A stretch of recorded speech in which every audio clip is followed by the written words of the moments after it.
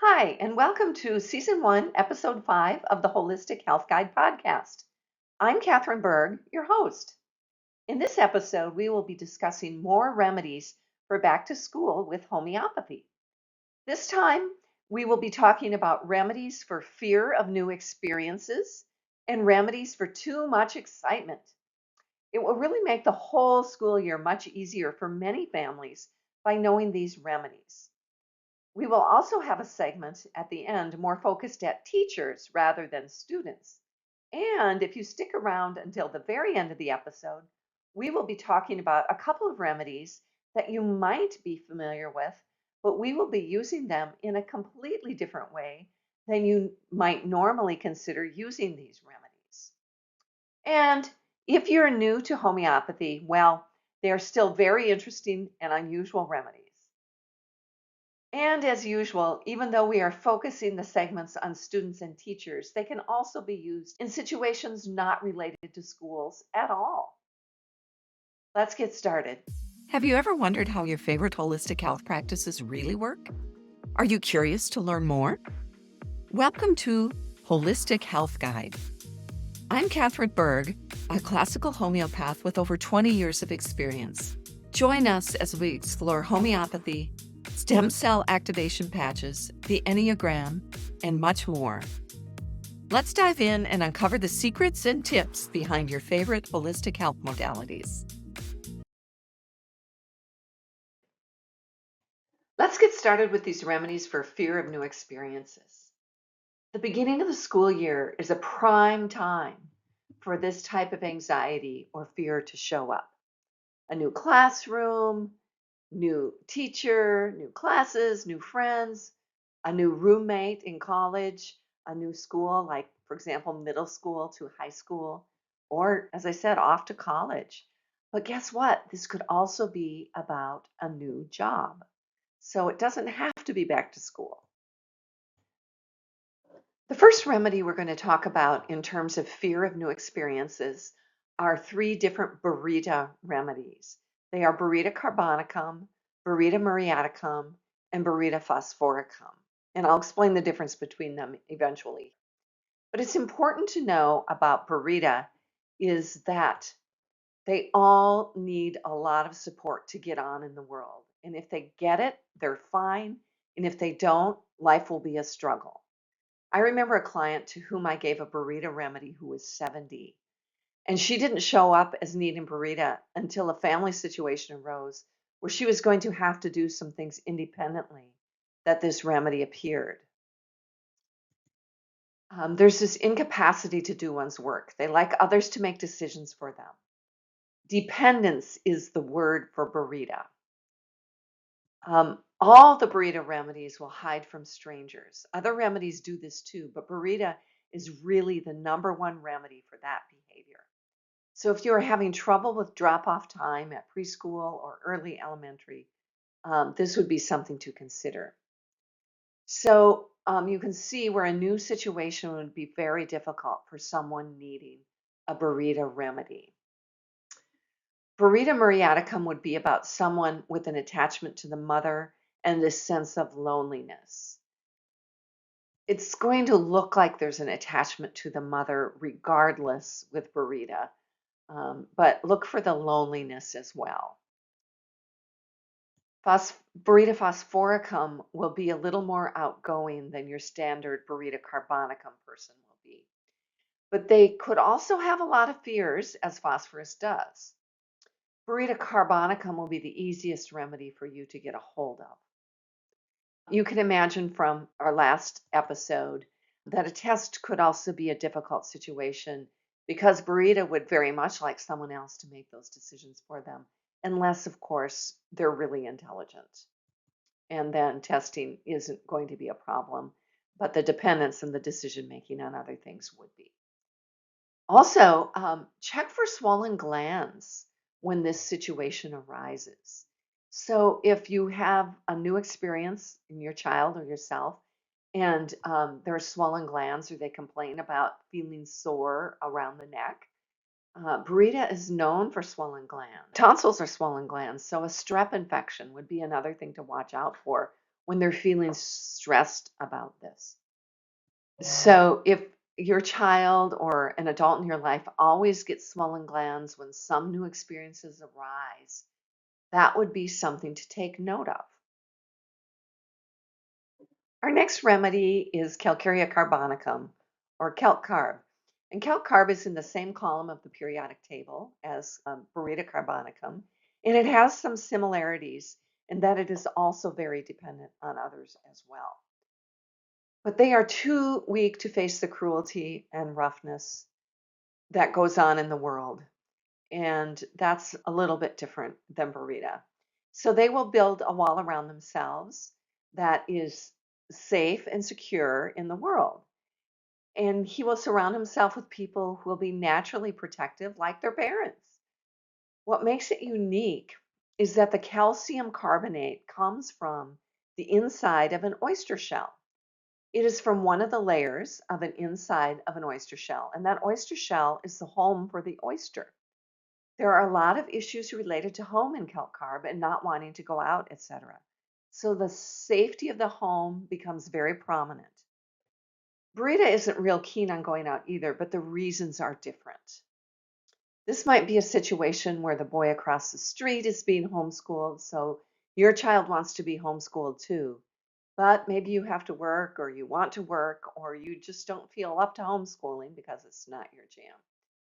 This remedy might especially be helpful for a child who's going to school after being homeschooled. So consider calc carb for that. They're also stubborn at home, but they're not stubborn outside of the home. Calc carb patients are very concerned about what other people think. And so they will always be very cooperative at school or outside activities. The teachers are going to love them, but at home they will be a little more stubborn. Sweatiness will be part of the symptom picture with this remedy as well. And if they aren't normally sweaty, but you find that they become sweaty before new experiences, consider calc carb. And again, we aren't trying to do any sort of constitutional prescribing in this. And it can be that a child normally likes to go out and likes to be away from home, but when there's something new, they don't like to be at home. You could really consider Calcarea carbonicum as an acute remedy. Our next remedy is Lycopodium clavatum, or just Lycopodium. And we've talked about Lycopodium in the past. So please check out our discussion on season 1, episode 4, to learn a bit more about this remedy. And we talked about ambition being a characteristic of Lycopodium in that episode on test anxiety. But a new situation could thwart their ambitions. And here's something about Lycopodium that is important, and that is that they could be the bully or they can be bullied. So a new situation like a new school could make them fear that they will get picked on. So if someone specifically says that, especially if a friend has had that experience, this would be a remedy to consider. If it is a realistic situation where bullying has occurred in the past, definitely work with a homeopath to get to the core of that problem. If there are any physical symptoms that go along with this fear, look to them to be right-sided or to have started on the right side and then has moved to the left, if that's possible with the symptom. For example, a right-sided ear infection, pain on the right side from a sinus infection, or a right-sided headache. A common physical symptom of Lycopodium is gassiness and flatulence. That isn't sided, but it could also indicate Lycopodium, especially if it is not a common symptom for this patient, but appears with the fear. And of course, you have to check out the diet too, right? Because if they've had something that's going to bring that up anyway, obviously, we wouldn't really consider that in terms of a remedy for fear of new experiences. The last remedy we're going to talk about in this section is silica terra, or just silica. And just a side note, there's also a remedy called silica marina, which is sea sand. And it's a different remedy than silica terra, which is like sandbox sand or sand you would find away from the ocean. The story of silica is that they don't want anyone to take a peek under the hood. They don't want people to know what makes them tick. Instead, they have an image that they like to portray to the outside world. A new situation, like a new classroom or new teachers, students they don't know, would push every button for someone needing silica. Think about it. You have to stand up, you have to introduce yourself, tell everyone about yourself, find a new friend. That would push every button. All of those situations are very difficult for someone needing silica. They have this feeling of inner weakness, just like Thuya, which we discussed in season 1, episode 4. They think there is something wrong with them. And all the remedies in this hiding category, like Burita, Silica, Calcarea carbonicum, Thuya, all remedies discussed in previous episodes or this one, they all have a way of dealing with their belief or delusion that there is something wrong with them. With silica, they project the desired image, whatever it might be. A child who needs this remedy might be afraid of being stuck with needles because you can see what is underneath the image. There are a bunch of other remedies with that fear. Calc carb, natrum muriaticum are just a couple more. But if you put everything together and you happen to know that your child is afraid of getting poked, then I would definitely consider giving them silica to help them get over this fear of new things coming up in the fall with a new classroom and school. And guess what? Oh, it could be a new job too. So the silica is not just for children, it can also be for adults. I had a relative who was afraid to get her ears pierced as an adult and had a lot of other sorts of silica symptoms that we haven't talked about. That is the end of the remedies for acute fear of new experiences. I promise there are a lot more remedies for this symptom. These are just the most common ones. Next, we're going to talk about remedies to help with the effects of being excited about some upcoming event. Sometimes kids are really excited for school to start. I was one of those kids. Sometimes they're anxious, and people often use the words interchangeably. They are very different, as you will see. Before we get to the remedies for excitement, we should define excitement. And excitement is generally defined as a positive emotion, whereas being anxious or anxiety, which is often used interchangeably with excited, is defined as a negative emotion. Oh, I'm so anxious for that to get started. When in fact, the correct phrase would be, oh, I'm so excited for that to get started. This means that someone is looking forward to an event, not that they're nervous about an event. It is an emotional state of eagerness, enthusiasm, and anticipation. So they are looking forward to it. That's what we're talking about in this section. And we will cover 3 remedies. That's really all you need, generally speaking, for this. That'll cover most of the situations for remedies for excitement. Our first remedy that we're going to discuss is Coffea cruda, or coffee. This is a remedy made from raw coffee beans.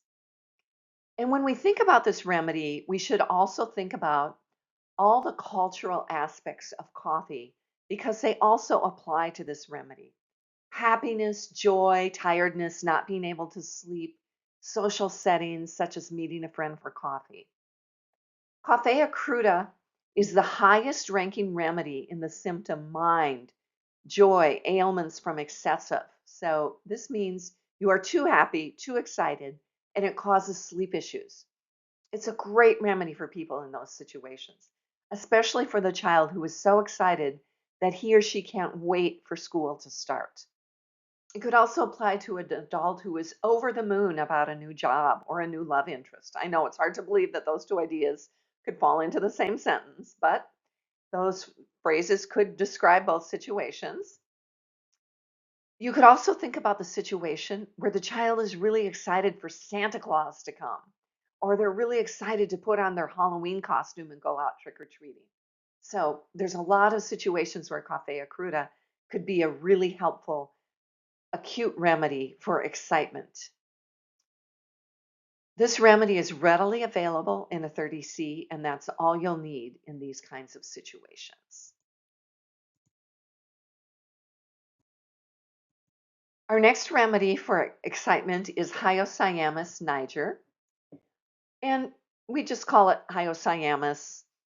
For those of you who are somewhat familiar with homeopathy, Hyoscyamus is related to belladonna, stramonium, and other remedies in the Solanaceae family.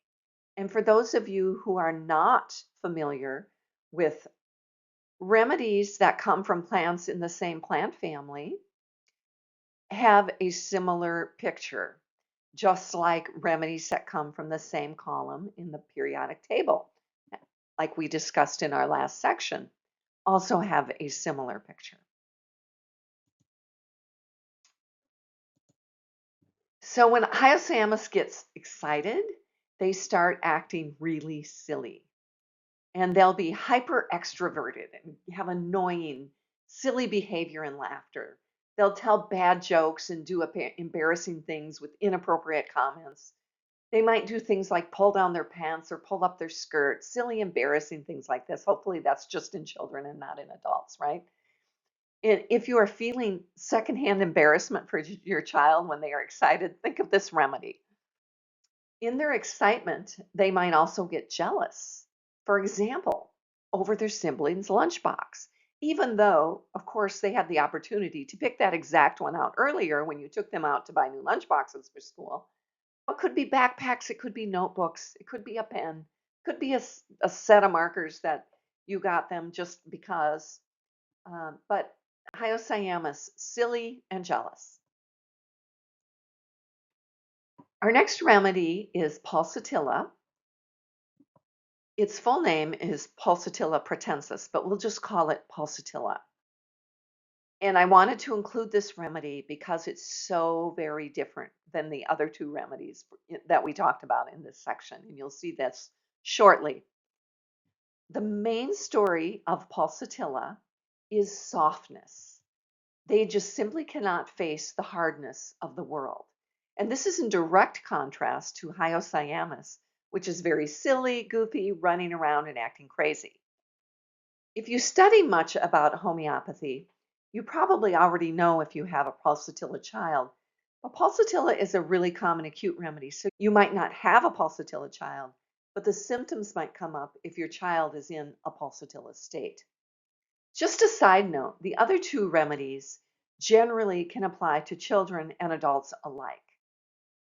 While there are definitely pulsatilla adults, most especially women, you are much less likely to see this state in an adult than you will in children. They are very affectionate and caring, and they will weep easily, often from getting sympathy or from not getting what they want. I want to go now, Mom, in a whiny voice. That might be what you hear a couple of days before school starts. They feel better from weeping. So if they have cried and then stopped and you see improvement, that would indicate to consider this remedy. So a child who needs pulsatilla from being excited for school might start to look to the untrained eye that something is wrong, but not necessarily. Weeping is a common response for someone who needs pulsatilla. So keep that remedy in mind and keep that symptom in mind. Finally, we're going to talk on our section for back to school for teachers. And this segment is going to be on the loss of voice for teachers. Now, you know, this isn't just teachers who lose their voices. It could be parents. It could be somebody who has to do a public speech.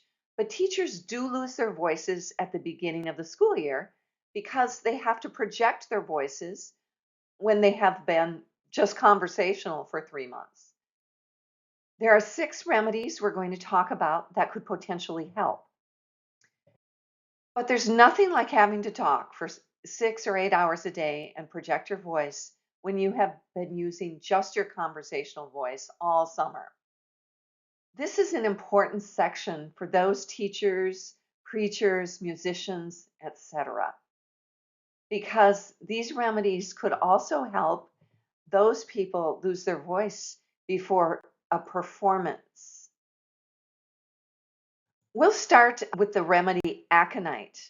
And this is a remedy that some of you probably know about and are probably a little surprised to see it in this segment on loss of voice.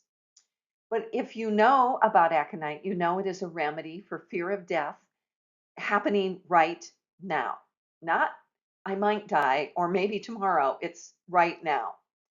But what makes aconite such a good remedy for loss of voice for teachers is that it has the symptom of ailments from excitement. So remember, we talked about children being excited for school. Well, any excitement can bring on symptoms in aconite, such as irritability, intolerance of noise, shrieking, headaches, and yes, laryngitis. So, what happens with school children? They shriek. So, even if you're a high school teacher or a middle school teacher, the kids haven't seen each other. They're talking a lot, and you're trying to get them calmed down, trying to get them to pay attention. So, that's why aconite is a remedy for laryngitis from talking. Excitability can also make a person cheerful, but it can also do the opposite. They start to get irritable. So, in addition to the voice being lost, it could also cause a little irritability in the teacher. And so, it would be a good remedy to take for that as well. Our next remedy is Argentum metallicum. Argentum metallicum is really the workhorse for laryngitis from talking too much. And by the way, it isn't just teachers who lose their voices. As I mentioned before, it's singers, it's speakers, it's preachers. So I always think that Argentum metallicum is a super interesting remedy in that regard. And you'll learn here why that is so. Argentum is silver and it is in row 5 of the periodic table. And that row in homeopathy, that is, the remedies from that row in homeopathy, are all about performance. And teachers, I don't know that they put their performance hat on, but maybe they do, or maybe some do. If they do, they would be really exhausted at the end of the day. Hopefully, they're just being themselves. But when you're trying to decide if you need argentum, look for these symptoms which accompany the inflammation of the larynx, which is laryngitis. There is a rough scraping feeling in the throat, clearing, hemming, and hawing, a sensation as if there are foreign objects in the throat, such as apples or other fruit, and just a basic lump sensation in the throat. So that foreign object thing is pretty important for Argentum metallicum. And you'll see why pretty quickly. If I only had one remedy for this particular problem, this is the one I would use. But it isn't always readily available. So let's take a look at one that's almost interchangeable. That interchangeable remedy is called Argentum nitricum.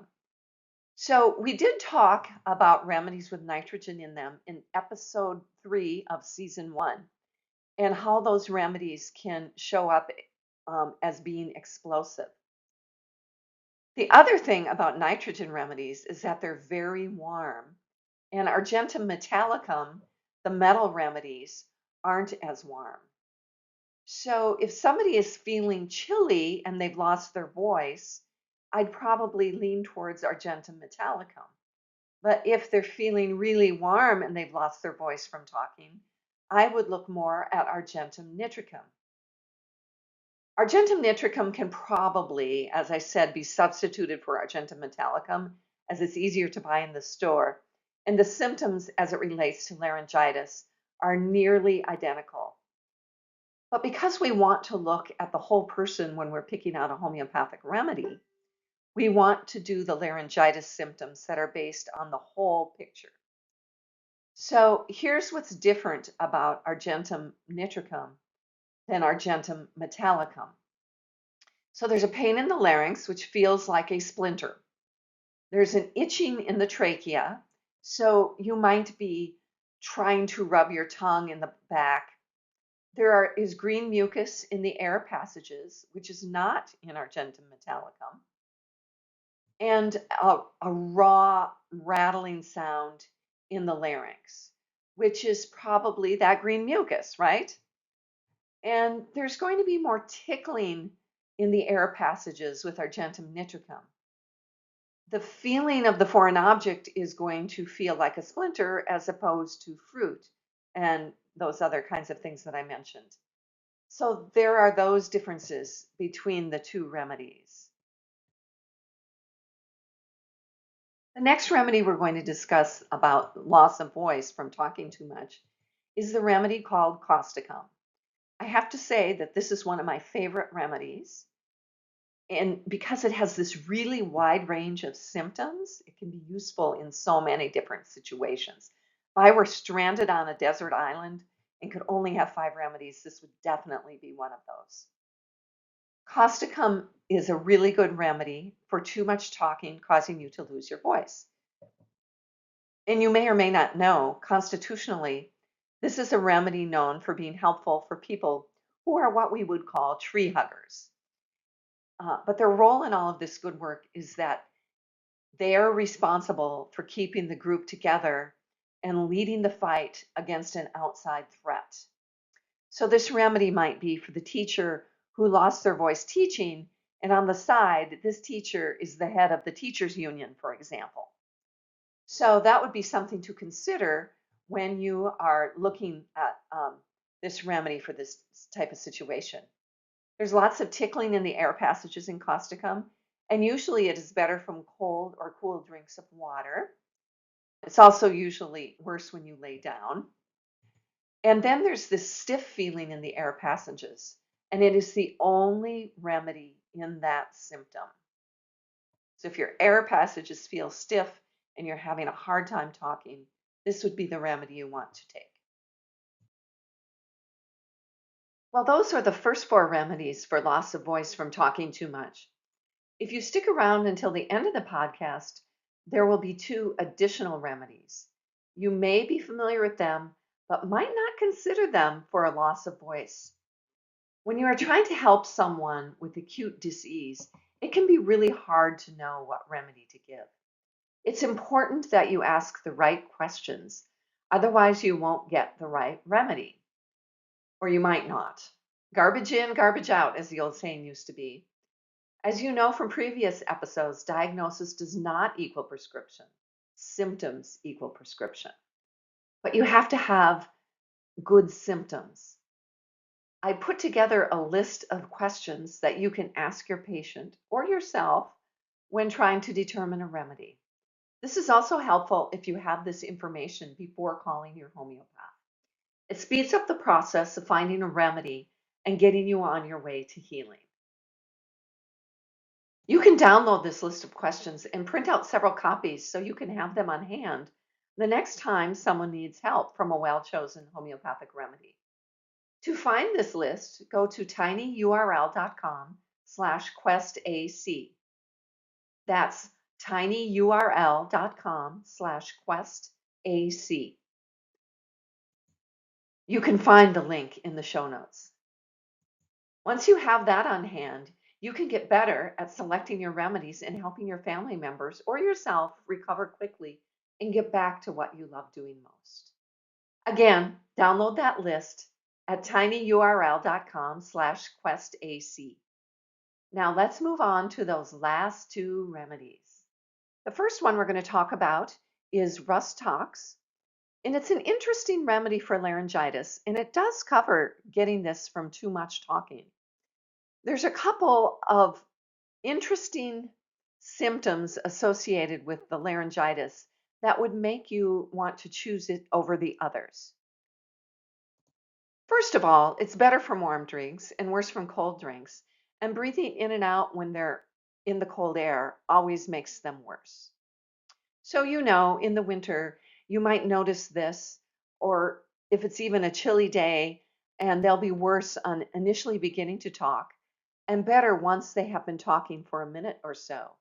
So this follows the whole rust talk symptoms of worse from first motion. Yes, talking is considered motion, and better from continued motion. I remember having laryngitis several years ago and having a real problem with trying to find a remedy for it. And then I just sat and thought about it, and I realized that when I would talk, I would actually get better. And then eventually I would get worse again. I recognized that as a rest talk symptom and took that, and that took care of my laryngitis symptoms. It was really pretty amazing and kind of fun at the time to come up with that remedy because I was pretty new in homeopathy school when this had happened, and it was kind of fun to be able to recognize that symptom. That is one time you would want to try rest talks is when the voice actually returns after talking for a minute or so. The last of the two remedies that we're going to talk about for loss of voice from talking too much is Spongia tosta. And Spongia tosta is a remedy from the sea. It is from a sea sponge. And many of the sea remedies, especially the plant life, have an affinity for the thyroid due to the presence of iodine. And so that's why spongia is seen so much in coughing. Like when you have a seal barking cough, we know that it all comes from inflammation in the throat area as well. And the strongest symptom for choosing spongia over other remedies is that there is a feeling of constriction in the larynx or the voice box, especially when sleeping or laying down.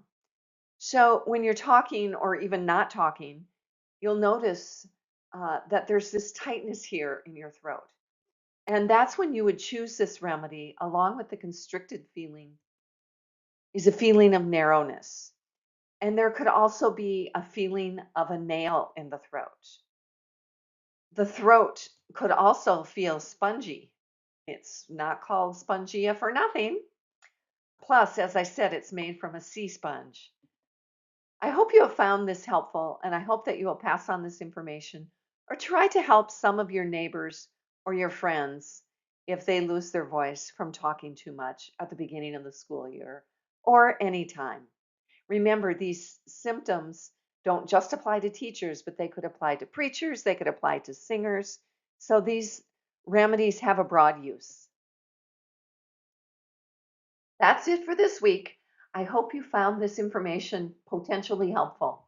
As always, I always hope you don't need it, but if you do, you have some good remedies to choose from for these situations. Thank you for listening to episode 1 in season 6 of the Holistic Health Guide podcast. Next week will be our last episode of this season, and we will be on to a different topic after that.